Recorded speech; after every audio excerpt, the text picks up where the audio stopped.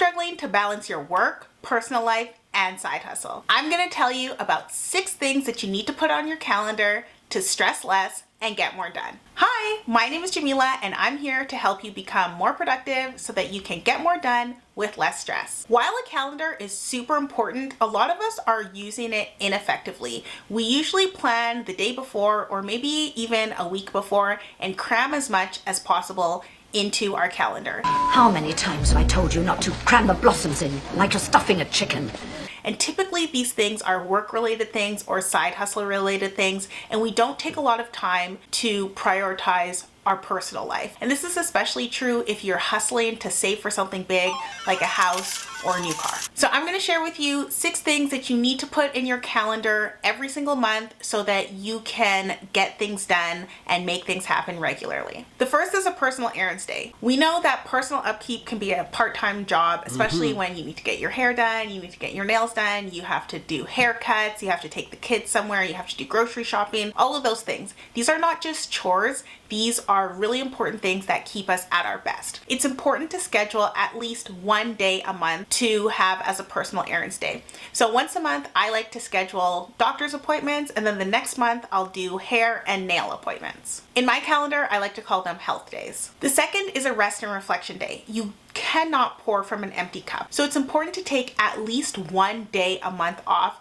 to really relax, do nothing, but to reflect on your day. This is kind of a planning day. It's gathering your things together, and it's really an investment in your mental health so that you can help prevent burnout. The next day that you should schedule, probably closer to the end of the month, is a tasks you struggle with day. Now this is a day where you've been putting off this one task forever. Maybe it's organizing your garage or something that you've been dying to get to but you just haven't gotten around to it. This is a day that you need to schedule once a month and just focus on it and get it done. It's gonna help you feel a lot better in the long run. The next day is an adulting day. These are really important long-term things like reviewing your 401k or your RRSP, making sure that you're on track for your financial goals, really taking control of your life logistics. If you schedule this once a month, then this is going to help you in the long term, and it's really gonna help you feel like an actual adult.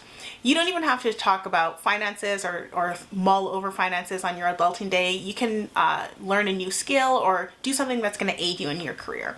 This is really like a long-term planning type of day. The next thing that you should schedule is a no plan / rot day. Now this is a day where you do nothing, you're not resting, you're not reflecting, you're not doing errands, you're not thinking about the future, you're just being a sloth, you're being a blob, you're going into goblin mode, and you're just allowing yourself to be. As goblin visit at the spell.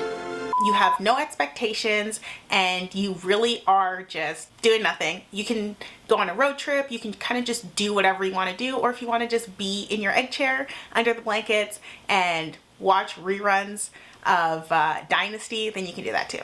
And the last really important day is friends and family day. So if you have kids, then obviously every day is family day, but maybe then you are going to be scheduling a friends day. It's a day where you go out with your friends, you aren't really doing anything, you're not worrying about the kids, you're not worrying about the house, you're just really spending time on connecting. Now maybe if you're single, then it could be like a family dinner or something that you do once a month and you host at your house to really connect with the people around you.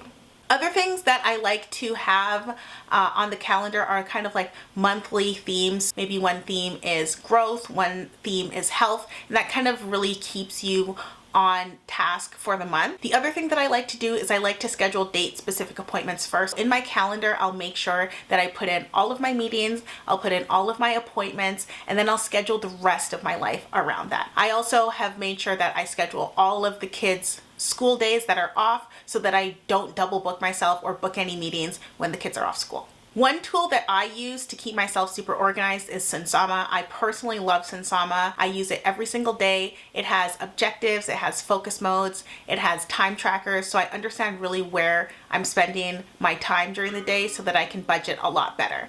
The other thing that I love to use is Notion. I use Notion to keep all of my thoughts together, and anytime I see something on the internet, I'll just copy it and I'll save it in Notion. It's also a really good way to track daily habits as well. One other tool is to Todoist, if you really like checklists, then that's a really good app that you can try to manage your time and to manage your month. Now, just to wrap up, I want to say that you should remember that time management is super important when planning your month. You have to make sure that you prioritize what's important to you. If family is the most important to you, make sure that you prioritize that and put that in your calendar before work. The other thing is just try to be as productive as you can with the time that you have. So that means being in focus mode.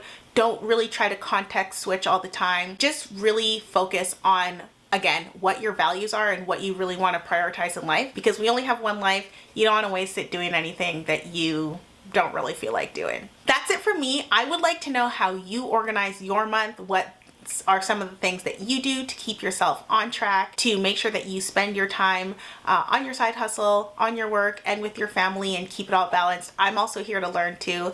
I hope you have a stress-free rest of your day. Bye.